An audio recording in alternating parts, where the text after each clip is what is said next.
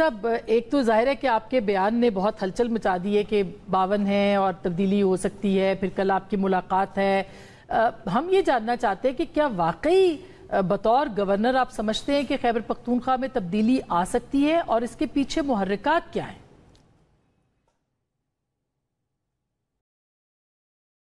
بسم اللہ الرحمن الرحیم۔ دیکھیں، پرائم منسٹر صاحب کے ساتھ نارملی ملاقاتیں ہوتی رہتی ہیں، ایسے کوئی انیوژل ملاقات نہیں تھی، اور جب آپ کسی سیاسی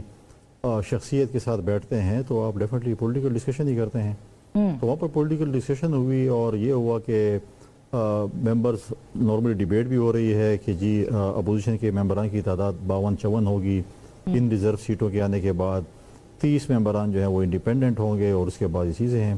لیکن مجھے نہیں پتا کہ پی ٹی آئی والوں کو کیسے خواب آ گیا کہ سازش ہمارے خلاف، ان کو ہر قدم پہ رات کو دن کو صرف سازش نظر آتی کہ ہمارے خلاف سازش ہو رہی ہے، خود ہی کافی ہے سازش کرنے کے لیے۔ اور دیکھیں، میں تو یہ کہا ہے کہ اگر خیبر پختونخوا اسمبلی میں اپوزیشن کے پاس ایک ممبر بھی زیادہ ہوتا ہے، یا باقی اسمبلیوں میں بھی، چاہے وہ وفاق میں ہے یا صوبوں میں ہے، اپوزیشن کے پاس ایک ممبر بھی زیادہ ہوتا ہے، تو ان کے پاس جمہوری حق ہے کہ عدم اعتماد کی تحریک لے کر آئیں۔ اور ہم نے جیسے پہلے بھی عدم اعتماد کی تحریک لے گئے تھے اور ہم نے 16 مہینے حکومت کی تھی، وزیر اعظم کو ہٹا دیا تھا۔ تو جس دن بھی اپوزیشن خیبر پختونخوا میں سمجھے ان کے پاس ممبر زیادہ ہیں تو عدم اعتماد کی تحریک لانا کوئی غیر جمہوری عمل ہے؟ جمہوری طریقے سے ہم لے کے آئیں گے جب بھی ہمارے ممبران زیادہ ہوں۔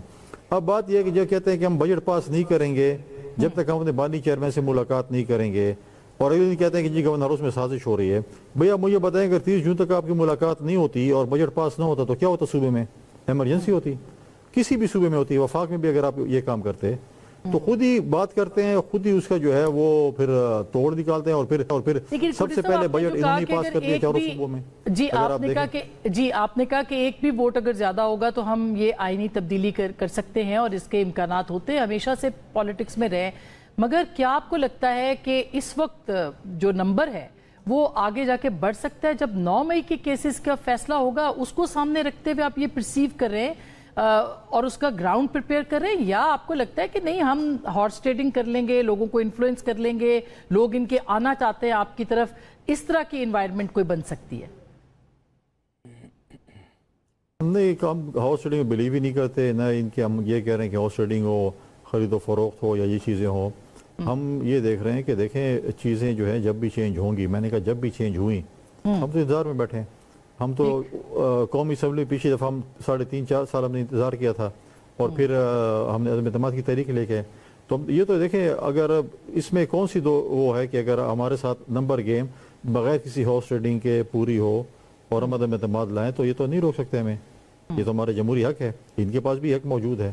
لہٰذا یہ خود ہی وہ کر لیں جو ہے جو۔ لیکن بات یہ ہے کہ ان کو ہمیشہ خود ہی سازش نظر آئی کہ ہمارے خلاف سازش ہو رہی ہے۔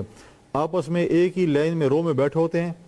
لیکن اس رو میں جو بیٹھے ہوتے ہیں ان کے اگر آپ دیکھیں کہ وہ ایک دوسرے کے لیے کیا سوچ رہے ہوتے ہیں، وہ آپ کو بھی پتہ ہے اور مجھے بھی پتہ ہے اور سب کو پتہ ہے کہ کیا سوچ رہے ہوتے ہیں۔ لہٰذا یہ چیزیں تو پہلے اپنے جو ہے اندر کے جو ہیں وہ منافقت وہ ختم کر لیں، آپس میں ایک ہو جائیں، اس کے بعد پھر دوسروں کے لیے بات کریں۔ ادھر علیمہ خان صاحب آلریڈی جو ہے وہ کہہ رہی ہیں کہ میرا بھائی -1 ہو چکا ہے، تو ان بیچاری کو بہت لیٹ پتہ چلا کہ ان کا بھائی آلریڈی -1 ہو چکا ہے۔